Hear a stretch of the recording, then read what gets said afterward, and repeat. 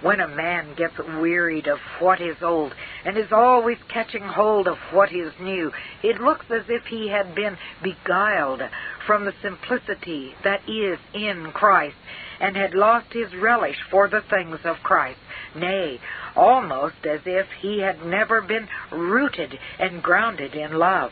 Love of novelties has been the shipwreck of many a soul. Some new thing is the craving, not of the men of Athens only, but of many in the church of God. They are restless, and are carried about with divers and strange doctrines. Old truths get tame and stale. Ephesians 4:14, Hebrews 13:9, 1 John 4:1. Take care of itching ears, 2 Timothy 4:3, and of heaping to yourselves teachers, 2 Timothy 4:3. Along with this, we often see the love of controversy, which is almost equally pernicious, even when it takes the side of truth. The man who likes better to be fighting about his food than eating it is likely to remain lean enough. Disputes, like offenses, must sometimes come, but like David's sharp razor, Psalm 52:2, they work deceitfully and are difficult to handle safely. They often eat out love, even when they do not destroy faith. Yet cleave to the truth. Nay, if error does assail you, contend earnestly for the faith once delivered to the saints. That which ye have already, hold fast, that no man take thy crown. Satan, either as the prince of darkness or as an angel of light, resist steadfast in the faith. Don't dally with error, and don't tamper with truth. Buy the truth, Proverbs 23:23, at any price, but sell it not for all the gold and silver on earth. And while you are on your guard against errors and changes, beware of excitement. The mind that was in Christ is calm, not restless and ruffled. The work of the Spirit is to calm, not to excite, and the tendency of the gospel, as well as of all Bible truth, is to calm, not to agitate. Do not use strong language and startling phrases and wild images which are fitted to make others shudder. The Spirit of God is not in the fire or the earthquake or the hurricane, but in the still, small voice. Beware of sensationalism, either in religious experience or in the statement of facts, or in the exposition of truth. That which is merely emotional or sentimental not only dies down, but often leaves insensibility, if not a seared conscience, behind it. The Master was always calm. Calmness is true strength, or at least it is the result of strength. As an overpowering gale keeps down the waters over which it is rushing, so true intensity of spiritual feeling does not show itself by loud vociferations, but by the depth and solemnity of the calm which it diffuses through the soul and utters in brief spoken words of tranquil simplicity. Yet do not believe all that you hear from worldly men or half-hearted Christians about the excitement attending revivals. Conversion is not excitement. Zeal is not excitement. Love for souls is not excitement. Trembling under the word is not excitement. And even if there be some excitement at revival meetings, better that it should be so than that souls should perish. There is more excitement in the theater and the ballroom or the concert or the political meeting or the parliamentary election or even what is called the quiet evening party. Yet men do not complain of these nor get angry at them. By all means be calm, but don't suppose that all excitement is sin or hypocrisy. Excitement is not good, but some things are worse than even this. A dull and sleepy Christianity is worse, much worse. A stiff and frozen formalism is worse, much worse. An easy-minded worldly religion is worse, much worse.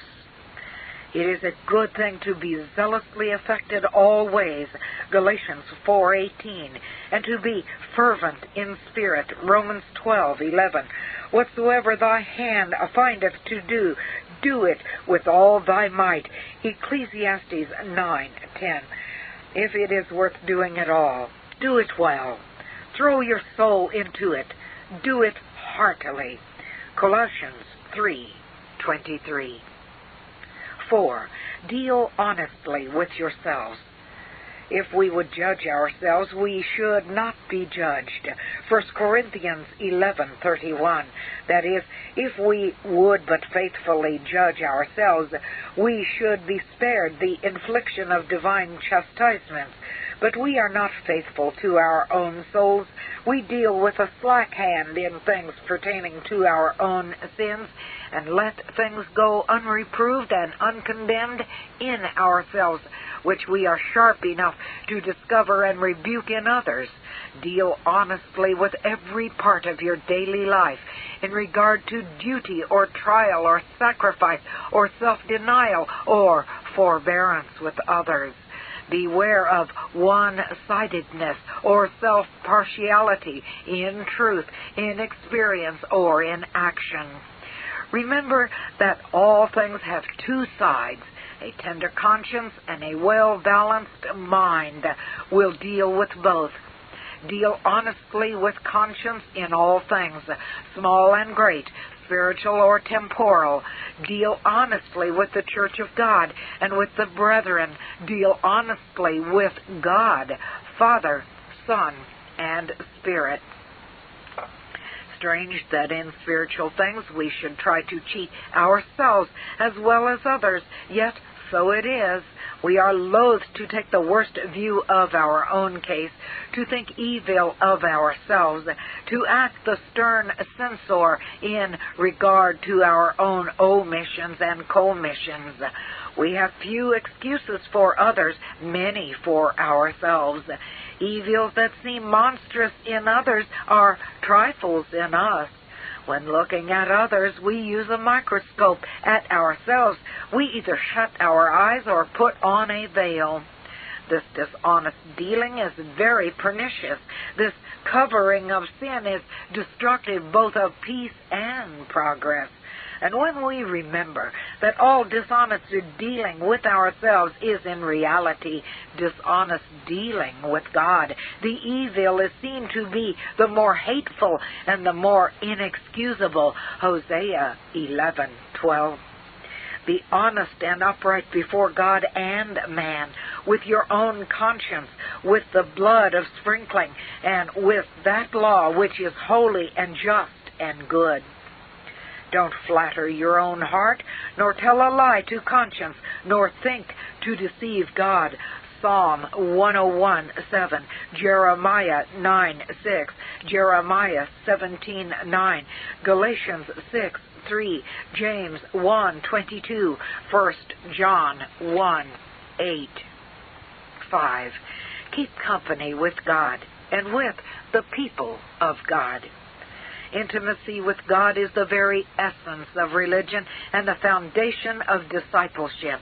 It is in intercourse with Father, Son, and Spirit that the most real parts of our lives are lived, and all parts that are not lived in fellowship with Him, in whom we live and move and have our being, are unreal, untrue, unsuccessful, and unsatisfying.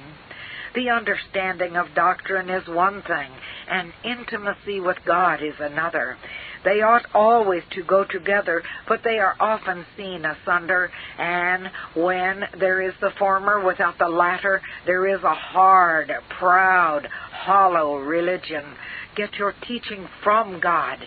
Job 36:22, Jeremiah 23:30. Take your doctrine from His lips. Learn truth upon your knees. Beware of opinions and speculations. They become idols and nourish pride of intellect. They furnish no food to the soul. They make you sap-less and heartless. They are like winter frost work on your window pane, shutting out the warm sun.